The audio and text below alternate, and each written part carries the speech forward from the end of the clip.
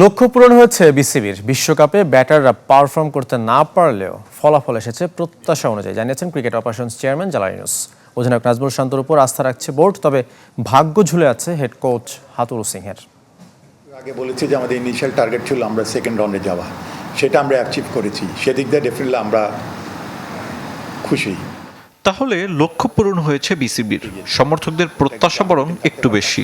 South Africa আমরা খুব closely আমরা হেরেছি। বিশ্বকাপের সুপার 8 খেলেছে বাংলাদেশ। ক্রিকেট বোর্ডের কাছে এ অর্জন কম কিসের, যেন ভাবনাতেও ছিল না তৈরি হবে শেষ চারের সম্ভাবনা। ব্যাটারদের অফ ফর্মের কারণে বোধহয় সে স্বপ্ন দেখেনি কেউ।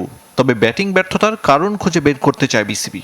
মিডল অর্ডার থেকে টপ অর্ডারের ফিল্ডটা বেশি, এটা সবাই স্বীকার করে, প্লেয়ারও স্বীকার করে।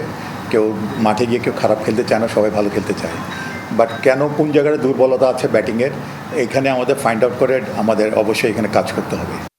অধিনায়ক নাজমুল শান্ত অফ ফর্মে থাকলেও তার নেতৃত্বের উপর আস্থা রাখছে ক্রিকেট বোর্ড। বিশ্বকাপের পর অন্য অধিনায়ক খুঁজে নেবে বিসিবি, সে সম্ভাবনা নেহাত কম।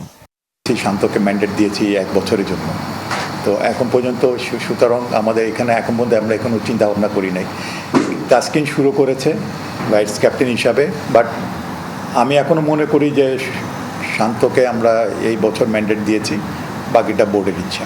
গুঞ্জন উঠেছে বিসিবি আর হাতুরুর সম্পর্কে ফাটল ধরেছে।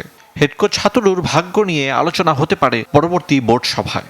টিম ম্যানেজমেন্ট বলেন, যেটাকে আমরা কোচিং স্টাফ বুঝাই, তাদের মধ্যে কোনো এখানে কোনো গাফিলতি আছে কি না, অথবা প্লেয়ারদের মধ্যে তাদের মধ্যে কমিউনিকেশনে গ্যাপ হচ্ছে কি না, কারো উক্তিতে কোনো সমস্যা হয়েছে কিনা, এটাও দেখা দরকার আছে। 2 জুলাই ক্রিকেট বোর্ডের সভা।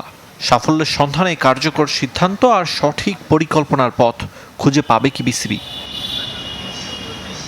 আরিফুল ইসলাম, চ্যানেল 24, ঢাকা।